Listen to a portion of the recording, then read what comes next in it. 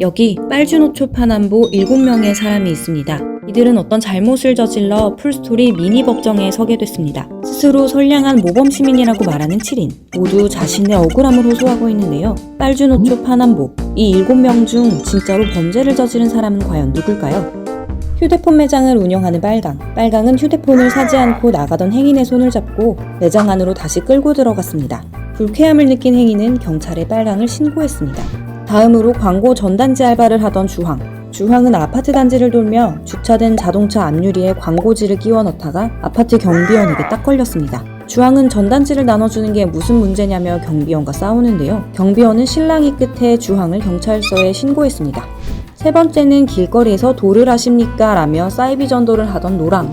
시민들의 가던 길을 멈춰 세우고 도에 관심이 있느냐며 사이비 종교에 가입하라고 닥달하는 노랑. 싫다고 분명히 거절하는데도 막무가내로 쫓아다니자 시민에게 신고를 당하고 맙니다. 다음 유원지 바위에 낙서를 한 초록은 어떨까요? 중학생인 초록은 짝사랑하는 연두를 떠올리며 유원지 바위에 연두 하트 초록이라고 글씨를 새겨 넣었습니다. 또 이걸 찍어서 인스타그램에 올렸다가 무개념이라는 비난을 받았는데요. 결국 연두 부모님이 초록을 경찰에 신고합니다.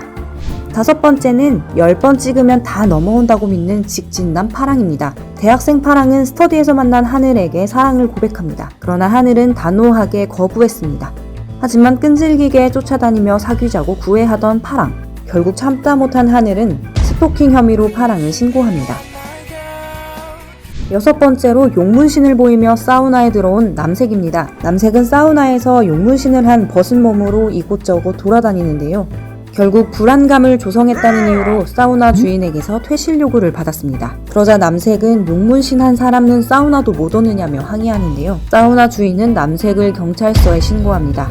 마지막으로 세상에 나쁜 개는 없다는 보라. 반려견과 산책하던 보라는 반려견의 배변을 치우지 않고 떠나려다 공원관리인에게 지적받습니다. 보라는 민망하고 창피해 황급히 도망가려다 공원관리인의 신고를 받고 출동한 경찰에게 딱 걸리는데요. 이렇게 7명의 무지개 마을 친구들 중 실제로 경범죄로 처벌받은 사람은 누굴까요?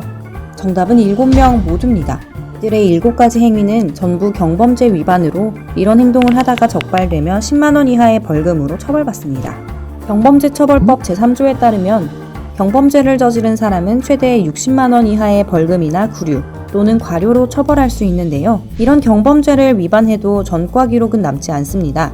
하지만 경범죄는 정식 재판으로 이어질 수 있고 정식 재판에서 벌금형이 확정되면 경범죄만으로도 전과 기록이 남게 됩니다. 나당당 씨는 경범죄 위반으로 벌금 처분을 받았지만 20일 이내에 이를 납부하지 않았습니다. 이에 경찰은 나 씨 사건을 즉결심판에 회부했는데요.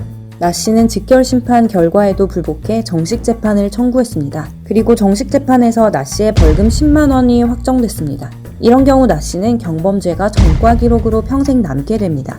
경범죄, 말 그대로 가벼운 범죄입니다. 하지만 이런 것도 범죄가 되느냐며 재판까지 가서 다투기보단 자신의 잘못을 인정하고 벌금을 받아들이는 게 최선책입니다. 손님을 끌고 매장으로 들어가는 행위, 차 앞유리에 전단지를 끼워 넣는 행위, 길거리에서 포교하는 행위, 바위에 낙서하는 행위, 이성을 지속적으로 따라다니는 행위, 용문신을 한 벗은 몸으로 사우나에서 돌아다니는 행위, 반려견의 배변을 치우지 않는 행위, 이런 경범죄는 전과 기록까지 남을 수 있는 범죄입니다.